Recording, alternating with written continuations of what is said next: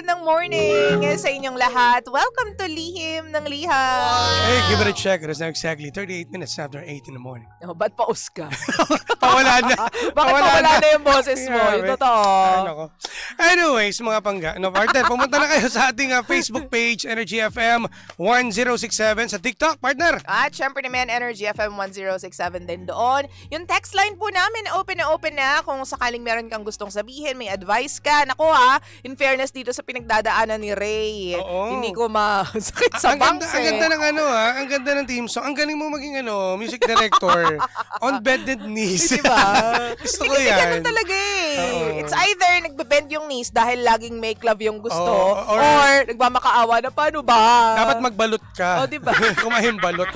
Diba? Ito na yung aking ito na partner aking reaction. Unahin muna kita para kay girl. Etong reaction mula kay Maring Lindsay. Ngiting tagumpay. Tawang-tawa lang. Tawan-tawa kami dyan. Tawan-tawa. Okay? Ito naman sa akin, partner. Okay. Diba? Nakikialam ka na reaction ko. Reaction pala yan. Natatawa lang. Tawang-tawa. Para to kay Ray. Para kay Ray. Sana all. Diba? Bakit sana all? Diba? Alam mo na babagay yung sa panahon ngayon sa taas ng bili ng pagkain, taas ng presyo ng petrolyo. Di ba? Kahit di ka na kumain, okay na yung tsorba. Hoy! Grabe ka okay naman. Di ba? Sana all, ganun na lang lagi. Sana all masusolusyonan ng tsorba. Kaso hindi naman talaga. Pero ang nagluluto kasi si Ray, di ba? Si Ray ang nagluluto. Kahit pagod na raw siya. Juicy ka pa? Okay na yan. Di ba?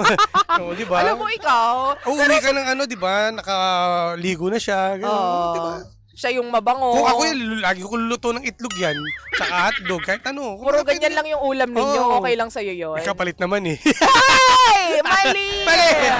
Pero hindi, seryoso, natatawa lang ako sorry nakakatawa yung kwento, no?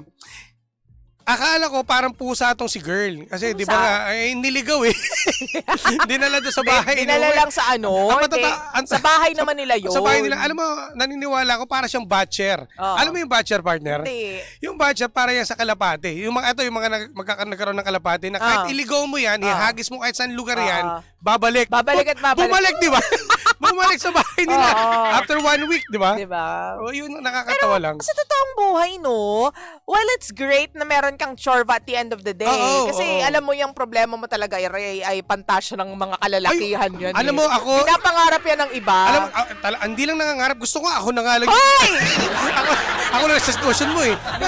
Pero di ba, lang. Ang daling solusyonan. Napakadaling solusyonan yan. Grabe ka naman. Ang daling Paano? di ba? Di ba? Yung misis niya gusto laging chorba. Ayaw niya nga nang ma-offend yung misis eh. Yun nga, para hindi ma-offend yung misis mo, kumuha ka ng kasambahay.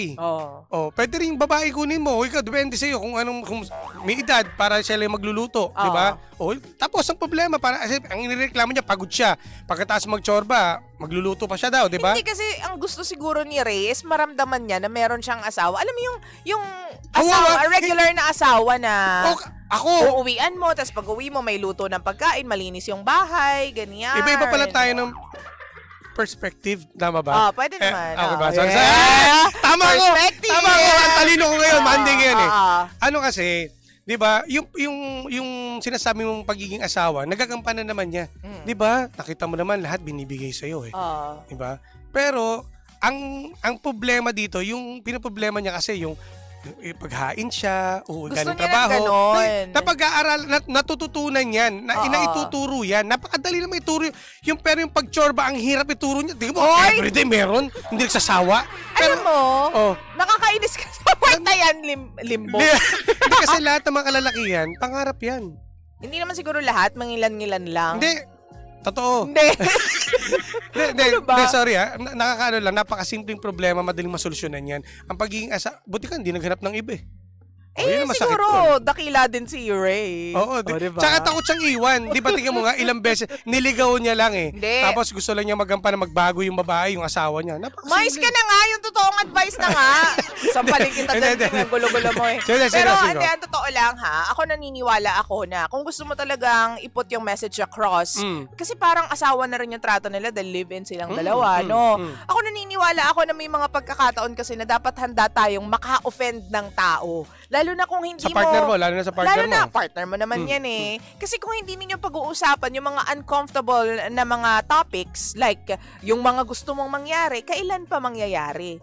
Kailangan, gawin mo na yan ngayon. Kung ayaw mo pala siyang, alam mo yun, ayaw nyo tumagal yung relasyon mo na ganyan lang siya, ayaw mo ng ganyan treatment mula dyan sa girlfriend mo, sa ka-live-in mo, di sabihin mo sa kanya kung paano mo gusto, hindi yung lagi kang parang nanghuhula, kung ano ba talaga yung dapat gawin sa'yo, paano ba itrato yung bahay, di ba? Kasi I'm sure, hindi alam nung misis na, ay, ito pala yung gusto niya. Ay, seryoso pala siya, ito yung gusto niya. May ano rin kasi, meron din kasing mali rin tong si girl eh. Kinakwento niya, di ba? Sa mga kaibigan daw, sa ibang tao. Sa paanong pagkukwento kasi 'di ba pwede naman sabihin niya ay ang sarap ng ano namin sama namin. Buhay lagi yung okay naman yung chorba life namin. Baka may mali kasi siyang idea about the relationship. Alam mo 'yon? Since na nasa practice stage ka na, sige, let's say live in. Live in, di pa sila kasal, no? Ngayon, pwede mo nang iayos 'yan. Simulan mo na ngayon kausapin. True.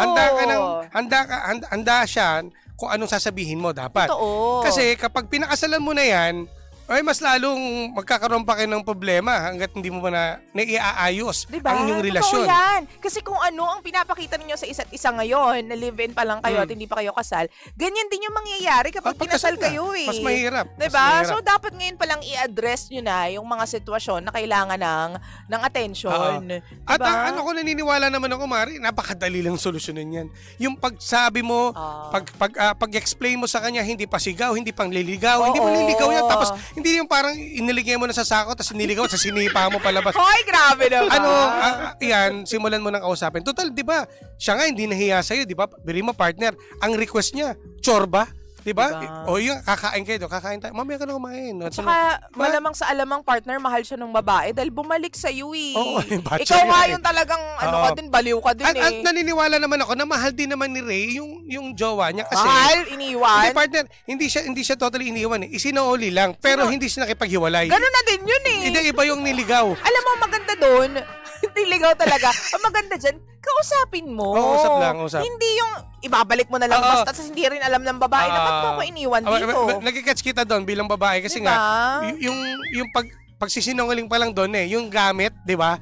Yung dalang gamit ni Ray, buong damit pala ng girlfriend niya, yung ka-live-in niya. Nakakala ng babae, gamit niya 'yon. Tas with all the lies, 'di ba? Na sabi magbabakasyon, why do you have to do that? Para kang boy lang. I mean, bata na sinoli mo na sa nanay, sa pamilya. Inuuto mo lang yung jowa mo na pupunta tayo sa ganito, bigyan kitang candy, wag kang iiyak ka. Parang ano ba? Basta ang bottom line nito, walang mangyayari sa relasyon niyo hangga't hindi mo siya didiretsuhin or kausapin na maayos. Yun lang yun. Pare, mangyayari lang yan kapag nag-mature kayo pareho. Diba? Kasi yun yung nakikita kong kulang dito, yung maturity nilang dalawa. Diba? At saka advice ko lang pare, pag halimbawa, Ray, kapag, di ba nangyari ulit, di ba? May hain na naman si Mrs. Nagsabungan na naman sila, may sabong. Huwag ka tatanggi. Ano ba yan, Jimbo? Kasi malaking insulto sa kanya yan eh. Pinagandaan niya ang babae yan eh. Ako feeling ko, sige. Magano ka minsan, tumanggi ka. Talaga? Pero sabihin mo, linis ka muna ng bahay, be. Ganyan. Sabi niya, wow, choosy ka ba? Ako na yung... Luto ka muna, kain muna tayo, luto muna tayo, samahan mo ko magluto.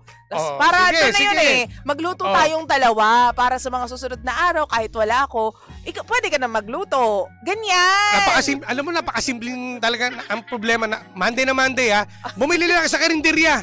Bumili kayo tapos didiretso ng chorba na kagad para may bibiling kayo. May pera naman to si Ray siguro. Partner, hindi nga yun yung gusto ni Ray. Gusto niya nga yung talagang yung tipong asawa na paghahandaan ka, maglilinis sa umaga, may breakfast, ganun. Ganyan. Ganun yung minsan kasi language of love yan eh. Love language yan eh. Yung ganun. Yung ipaglilinis mo ng bahay, ipagluluto mo. Ito naman kasi puro ka chorba eh. Kasi pangarap ng mga lalaki yung ganyan. Yung talagang hindi na nagaya, hindi kakalabit-kalabit kami. Di at least ngayon, kung ikaw mismo nakakaramdam niyan, kausapin mo ng rekta. Kausapin mo siya na bago na tayo magchorba, sana ayusin muna natin yung ating pagsasama. Yung chorba nandyan set aside muna natin yan. Gusto ko maramdaman, as your wife o as your husband, kailangan paghandaan mo, asikasuhin mo. Kasi nagtatrabaho ako. Naintindihan ko yung part niyo. Pagod ako. Simulan mo muna sa masahila lang muna kasi. Itong babae to, hindi ko alam din eh.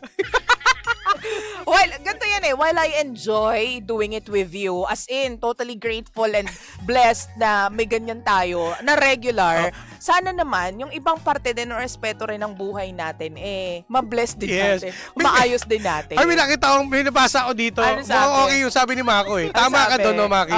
Ay, Maki. Mako. Kasi, kapag halimbawa, gawin mo namang reward. Reward punishment yung tawag doon. Halimbawa, maganda yung maganda yung performance ko. Sabi ni Ray, maganda yung performance ko. Next time, magluto mo ka naman ng adobo. Pwede daanin sa ganun. Maaaring pwede yan. Diba? Depende sa diskarte mo yan, Ray. Napakadaling solusyon yan eh. Kung ako asawa niyan, sabi ko sa'yo. Oo. Ano ba yan? Hoy, magbasa ka ng ilang comments yan bago tayo magpaalam na totally. Unahin ko muna to. Sabi ni Christina, partner, babae to. Babae. Christina Mariano, DJ Jimbo, tama na. Gets na namin yung point mo. Di ba? Yung sasabi ko sa inyo eh. Ito partner Masyado ito. kang pamigay kasi, Jim. Sabi ni Lian Bergancia, good morning DJ Lindsay at DJ Jimbo. Hindi ko alam kung totoo na letter sender natin yung problema niya. Kasi, nabasa ko na ito sa FB? Binago lang niya yung wordings. Talaga ba? Baka gina-joke time tayo ito ni Ray. Ray, tingnan mo ako. Mamaya, mangyari natin mamaya. Sabi ni Juan Carlos, sige, partner. good morning po. Dapat po talaga kausapin mo siya ng seryoso at ganun pa rin talaga yung, at ganun po pala talaga yun. Masasaktan mo po talaga siya. At kasama po talaga yan sa relasyon. Diba? Ito sabi ni, friend mo to, partner. Sabi ni my friend, si Arch Monzon, may mga babae na talagang hindi hiyang ang maging homebody at ang iba naman po ay masyadong self-absorbed to the point na hindi na nila naisip yung partner nila. If sexual intimacy is all that she brings to the table, then what you feel is lost, not love. Ayan ka, Jim. Ayan ka, Jim. Art, sorry Sabi ko sa'yo, Jim Ilang akin. Opinion ko lang yun. Ito, sabi ni Lahariel Torre, di ba sabi ko sa'yo, partner, upuan mo. Pag-usapan nyo. Pag-usapan mo. Pag-usapan nyo. Sabihin mo, sinama kita dito para may kasama ako. Kasama sa buhay at bahay, hindi entertainer. Ganon. Baliw ka din eh. Bumigay ka. Sa bagay, bumigay rin kasi si Ray. Sabi ni Randy Tejada, good morning DJ Lindsay and DJ Jimbo. Ito lang talaga masasabi ko kay Ray kasi may iniisip kayong pagkatapos ng game sa akin. Ano daw? Ano daw? Basta iba naman. Sige, ito na partner, Sabi ni Darwin Rosel, Ray, may contribution ka rin dyan. Pero wala Mas pinili mo yung ganyang babae. Dapat in the first place, tinuruan mo ng mga gawaing bahay. Masyado ka kasing kumpiyansa na marunong sa gawaing bahay ang babaeng pinili mo. Kumbaga nasanay kasi partner, late na niya na bago napansin. Kulang yung oras, ang dami nag-comment. Sorry po ha. Dami natin gusto sabihin. Sorry. Thank you very much for tuning in. Susunod na po si Kapitana Sisa. Iba ni Masisiko ko. Iba. At syempre maraming salamat po. Bukas po ulit, same time, same frequency, Pangga. Tayo pa rin po ang number 106.7 Energy FM. Pangga mong sabing radyo. Sabihin mo. Energy! DJ Lindsay at DJ Jimbo. Energy sa umaga.